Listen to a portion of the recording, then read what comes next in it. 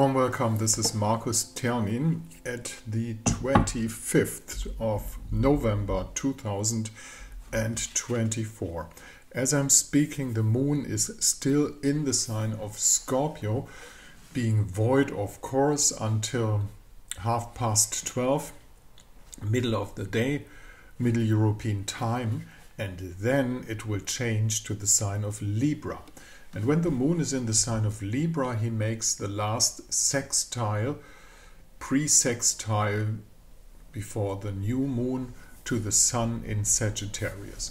Now the sun in Sagittarius working together with the moon in Libra is one elegant combination because it adds to the fire energy of the sun in Sagittarius the idea of, diplomacy and kind of bringing a certain amount of beauty to things, negotiation.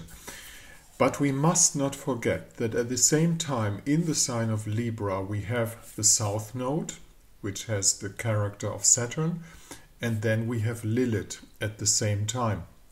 So however necessary negotiations on any level would be on Earth, those who should go to have some of those negotiations tend to be trapped in karmic past, which is the South Node, and they tend to do negotiations that are kind of good for nothing because it's Lilith, and Lilith in negotiations will never ever provide a level of honesty that is possible to level it out to come to a conclusion where negotiations really happen, And this is one of the main problems. We have been looking at the predictive chart that will be in charge from the 1st of December onwards. And yesterday I did a little mistake that was not too big, but looking at this chart again, you would see that the predictive chart for the ongoing 3 months from the 1st of December ongoing, everything is overwhelmed by the reception of Jupiter and Mercury. This is the overall prediction.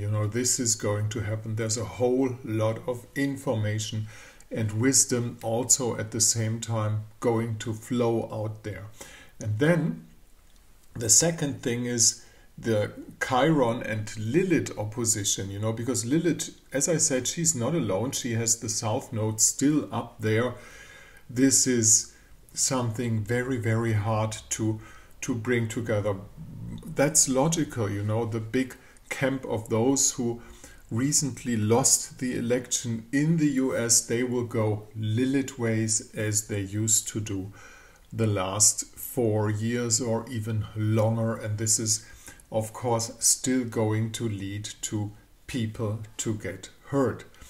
This is basically the situation.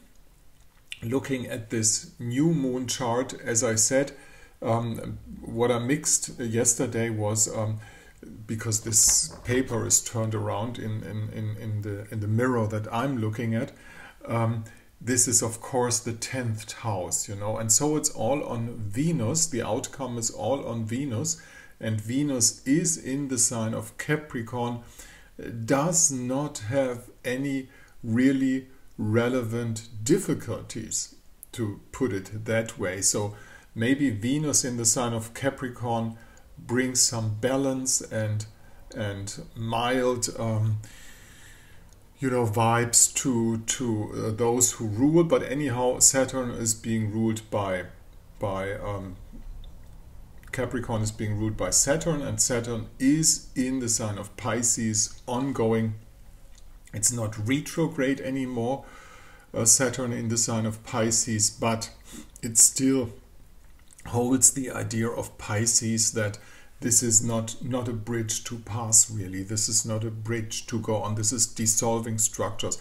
One of the dissolving structures is, for example, to give it out there, we had and have the hype about Bitcoin, but this means that there's a decision that was taken worldwide. That means Bitcoin is going to be, if electronic civilization survives at a bigger level, Bitcoin is going to be the reserve currency. You know, there's no digital central bank blah blah blah going to be possible because of technical problems. You know, they just will not be able to make it. And so they took the sidekick to say, well, we know that our fiat currencies are kind of at the end, but we are just hop on Bitcoin, which is, in my view, anyhow, an invention by certain agencies. All right, that's the situation. This is still the chart of the upcoming new moon. The chart of the day is this one. We are not in the new moon yet.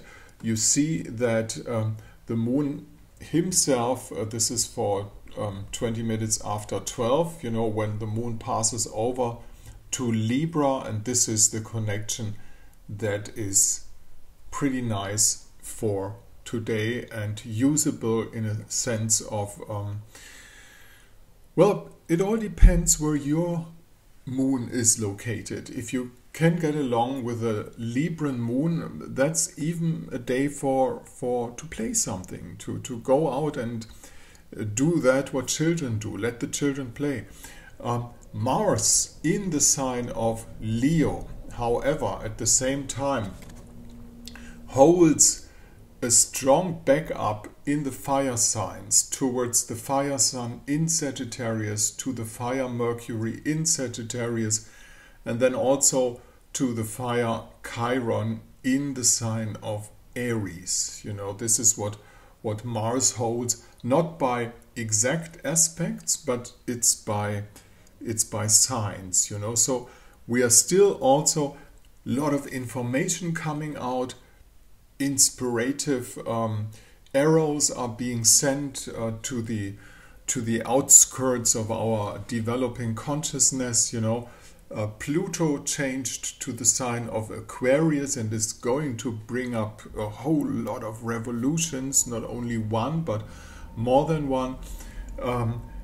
Venus, she's in the sign of Capricorn and gives a stabilization to the Earth idea, to the idea of Earth signs in general, because she makes a connection to Uranus, and maybe she finds a way to balance things out. So what is my advice for today? Just go along with the sextile of Sun and Moon, and maybe even find something that involves Lilith and the South Node to get the serious out of things. Though they are serious, I must confess, we live in serious times. It's not times for let's go out and play. But then on the other hand, this is what those folks who push us and drive us from war to war, or from challenge to challenge, or from this and that, this is what they want us to do, not to get in our power to play. Playing as children play is something like a magical projection tool, not taking things that serious. Just remember, in the days of the Cold War, when everybody was afraid of the atomic attack of the other bloc, you know, we had phenomenons like the pop, the Beatles stuff popped out to say, well, where is the sun? You know, we're going to celebrate the day anyway, and maybe this is what leads to a brighter day, because a lot of things depend on atmosphere in the true sense of what the word is saying. Thank you very much for listening today. This is Markus Termin, Astrologisches Stundenbuch, at the 25th of November 2024. In case you want to get in contact, up there you find the mail address, down there you find the blog site with the prices. I will send you a chart for free if you want one. but only the picture, not the interpretation. There's a misunderstanding about that sometimes, but I'll be happy about that. And if you decide for a consultation, you get a Zoom link and everything like that.